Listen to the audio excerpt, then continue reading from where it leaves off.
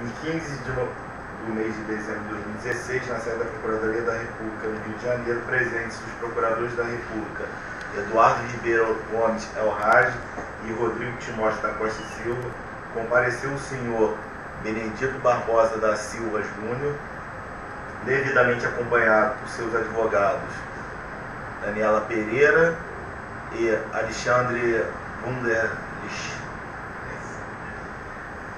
a fim de prestar depoimentos em razão da celebração do acordo de colaboração com o Ministério Público Federal. Nesse momento, todos os presentes são cientificados da proibição do uso de qualquer instrumento de gravação ou registro de áudio ou vídeo próprios e declaram não estar fazendo uso oculto ou dissimulado de qualquer equipamento, sob as penas legais. Observadas todas as cautelas de sigilos determinadas e atendendo aos ditames da Lei 12.850 de 2013, notadamente quanto ao disposto no artigo 4º a 7º, pergunta ao senhor Benedito. Os advogados ora presentes são seus defensores legalmente nomeados para assistir no presente ato? Sim, são, doutor. O senhor renuncia ao direito ao silêncio, reafirmando o compromisso legal de dizer a verdade? Reafirmo o compromisso. O senhor pretende colaborar de forma efetiva e voluntária com as investigações e processos criminais nos termos firmados com o Ministério Público Federal? Reafirmo. O senhor, junto do seu defensor, autoriza expressamente e está ciente do registro audiovisual do presente ato de colaboração? Sim, senhor. O senhor está ciente de que os efeitos da colaboração premiada dependem de um ou mais dos resultados previstos no artigo 4º da Lei 12.850 de 2013? Sim, estou ciente. O senhor, no tocante ao anexo, parte 1, fato 1, item 1.3, metrô linha 4 do Rio de Janeiro, pretende responder às questões formuladas? Sim, senhor, pretendo. Tá, vamos às questões. O senhor pode resumir exatamente, de uma forma cronológica, como se deu a contratação, o ajuste pretérito à contratação da obra do metrô linha 4? Sim, senhor. Em 2009, o Rio de Janeiro foi escolhido para ser sede da Olimpíada. Um dos compromissos era fazer uma ligação da zona sul do Rio com a área que seria mais usada para a Olimpíada, que era a Barra da Tijuca. Naquele momento, o governo do Rio resolveu reavivar um projeto de concessão de ampliação de metrô que ligava a Barra à Zona Sul. Esse era um projeto concessionado que estava na mão de uma concessionária detida por outros grupos privados. Ao ter a visão de que isso iria acontecer, um dos sócios que estava lá era um sócio que estava no momento de transição, pertencia a um empresário chamado Olacir Moraes, que estava bastante debilitado, doente. Eu pedi aos meus executivos que a gente buscasse uma forma de comprar a participação da empresa chamada Constran na época, para entrar na concessão através desse direito. Então nós fizemos uma negociação com a Constran, fizemos um due diligence de todas as despesas. Na época, comprar a concessionária era basicamente reembolsar as despesas que eles tinham incorrido desde 2009, desde 99, quando a concessão foi feita até essa data. Que eu me recordo, nós fizemos um due diligence e pagamos a Constran 11 ou 12 milhões de reais, e faltava um trâmite, que era, a Constran tinha um sócio majoritário, que era Queiroz Galvão, que pelo contrato de sociedade tinha o direito de exercer a preferência. Eu fiz um pedido ao governador Sérgio Cabral, se ele poderia ter conversa com alguém da Queiroz Galvão para que ela não exercesse e que eu entrasse no consórcio. Eu não perguntei, não sei se ele fez o pedido, mas a verdade é que a Queiroz permitiu que eu adquirisse a participação da Constran, e a partir daquele momento a Odebrecht passou a ser sócia da concessionária. Só me permite uma pergunta. Nessa transição que o senhor partiu para adquirir as cotas dessa empresa, comprar a empresa para participar da concessionária, houve algum acordo para mudar o trajeto, ou isso foi pretérito ou foi posterior? Não, isso foi posterior. Tá. Isso foi posterior. Naquele momento, vou rememorar, não participei, era pretérito da minha entrada, havia uma discussão que essa linha que ia ser reativada, ela tinha que sair da Barra e, preferencialmente, ela deveria chegar no último ponto existente da linha de metrô, última estação de metrô da linha 1. Quando essa concessão foi feita, o último ponto era um ponto intermediário que as pessoas enxergavam que ia ser construído, que era uma estação que ia haver embaixo do Rio Sul.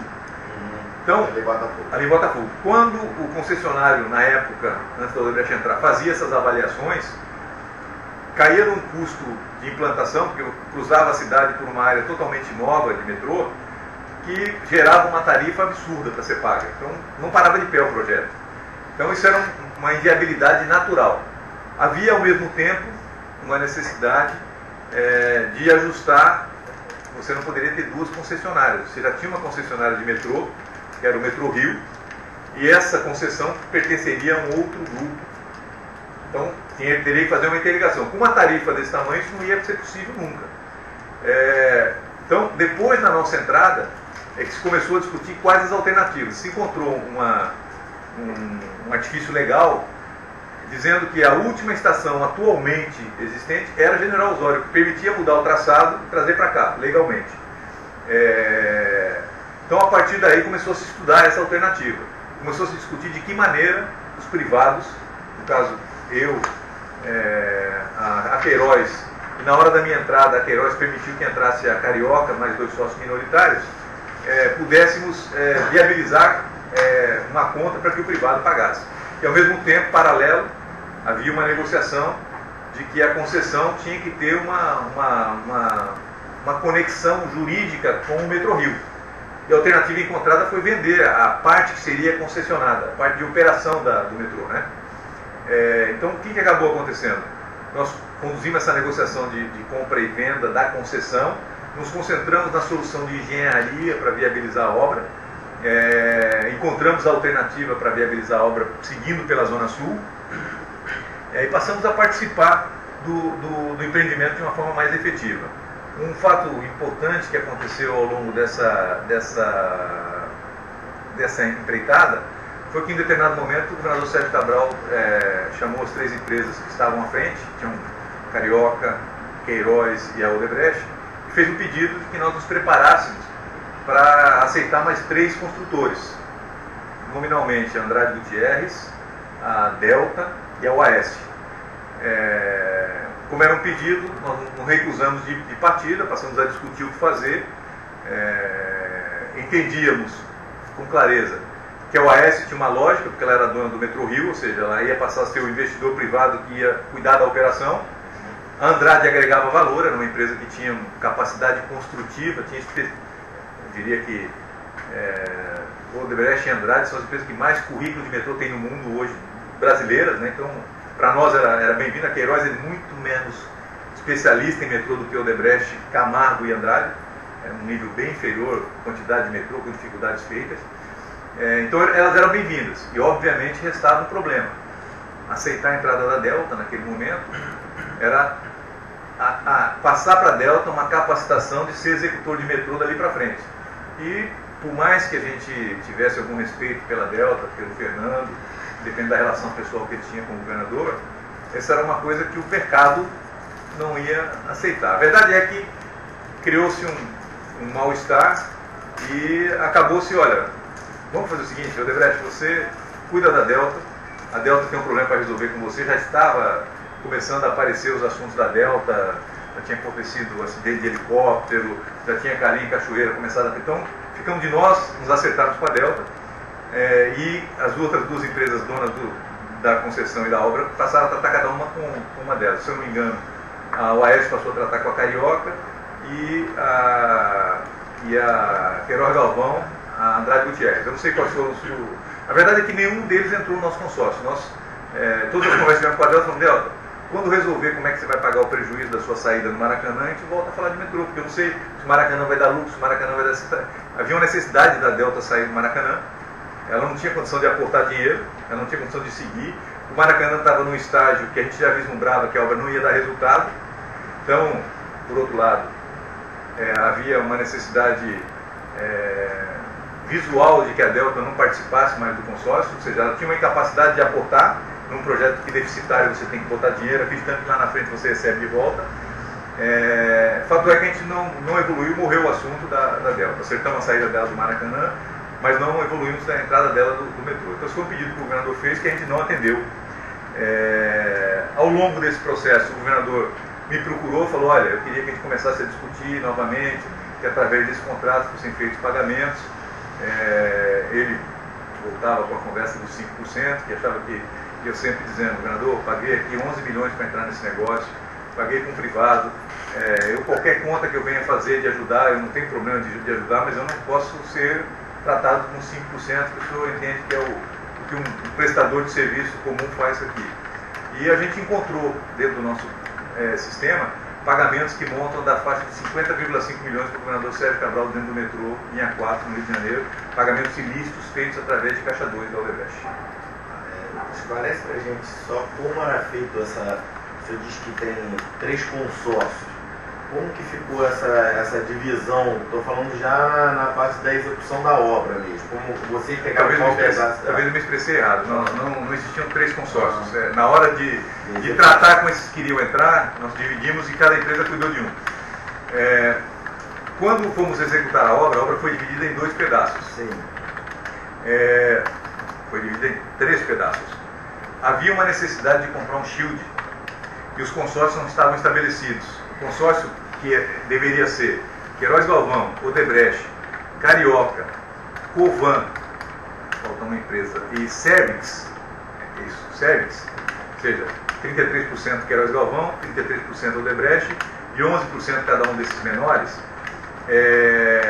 não estava convencionado como ia ser, não tinha norma operacional, e eu tinha o contrato de conclusão da Estação General Osório em andamento. Nós falamos, vamos fazer o seguinte, não sei se vocês têm essa visão, tecnicamente o shield para uma obra de metrô é o item mais complexo de você... O que é o shield? O shield é o que a gente chama nominalmente o tatuzão, é o equipamento que escava embaixo da terra, permitindo que você atravesse zonas urbanizadas sem mexer com os prédios em cima. Então, nós decidimos, nós, Odebrecht, comprarmos o shield no nosso contrato da Estação General Osório, para que isso viabilizasse prazo, porque tinha um prazo para executar. Esse metrô tinha que estar pronto, em tese, 6 meses antes da Olimpíada. A Olimpíada era agosto de 16, nós tínhamos que acabar em fevereiro de 16. Então, por isso que ficou 3 contratos. Um contrato que foi usado nosso, da antigo linha 1 General Osório, para fazer a estação de integração. Aí, um contrato que a gente chama de Contrato Oeste, que vinha da Barra até a Zona Sul, liderado pela Queiroz Galvão, com Odebrecht com 33%, a Queiroz com 33% e Carioca, Cervix e Covan, cada uma com 11%. E o contrato da Zona Sul, que a Odebrecht era líder, onde tínhamos nós, 33%, Queiroz, 33% e Carioca, 33%. Então foi assim que foi feita a divisão para a execução do projeto da linha 4 como um todo. Tá. A divisão do pedido de propina. Vocês dizem que já pagaram 50%, 50 milhões, mas tiveram outros pedidos, que nesse caso não foi a SE Obras que fez, mas foi o Rio Trilhos. O Marcos Vidigal, eu identifiquei um executivo meu, que nominalmente a gente chama de diretor de contrato, para ser o empreendedor que cuidaria do dia a dia da implantação dessa obra. Ele, ao longo do começo da execução no trecho oeste, ele foi procurado pelo executivo da Queiroz Galvão, que eu não me recordo o nome, com uma agenda de que era importante fazer um acerto de pagamento de propina ilícita via Caixa 2 ao Dr. Júlio Lopes, que na época era o secretário de Transportes do Rio de Janeiro. Então eu dei autorização ao Marco para que, em consórcio, que ele honrasse a nossa parte, e, por sua vez, quando fomos começar o trecho sul, que foi começado posteriormente, o trecho oeste basicamente era toda escavação em rocha, não precisou do tatuzão. O trecho sul não, era todo interno, nós precisávamos do tatuzão para fazer. Então precisava esperar o tatuzão chegar.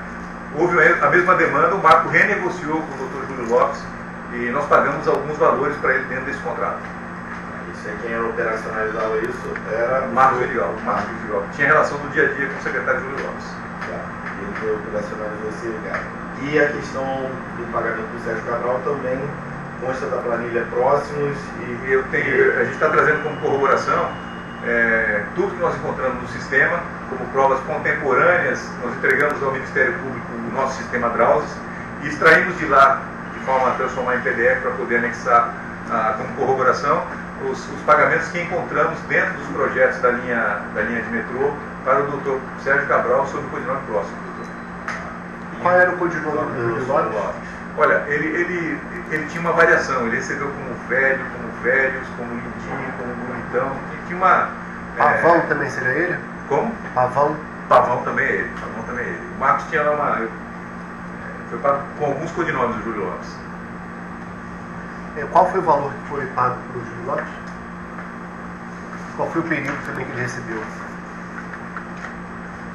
Eu entendo que ele recebeu de 2010 a 2014.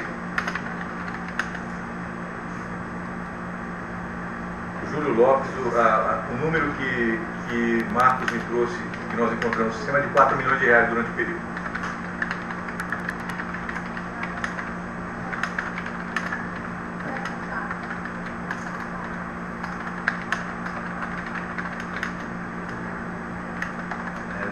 Na contabilidade que vocês apresentaram, que o Marcos também já apresentou, tem uma anotação chamada local. Você sabe o que é exatamente? Olha, dentro da operação das obras, eu me recordo que eu devo ter dado autorização para algumas obras. Você tem os custos inerentes ao dia a dia, churrasco, desculpe, doutora, algumas coisas fora da realidade mundana, que a gente chamava de custos locais, de dia a dia. Tem alguns codinomes que foram usados para despesas que acabavam acontecendo lá na frente de obra. Você tinha ciência de algum pagamento de fiscais de obra, alguma coisa assim? Olha, nominalmente não, mas pode ter sido usado para fazer o pagamento. É um recurso que pode ter sido usado lá no dia a dia na conta da obra. A Rio Trilhos recebeu algum valor de propina nesse caso? Que eu saiba, não. Passado por mim, não.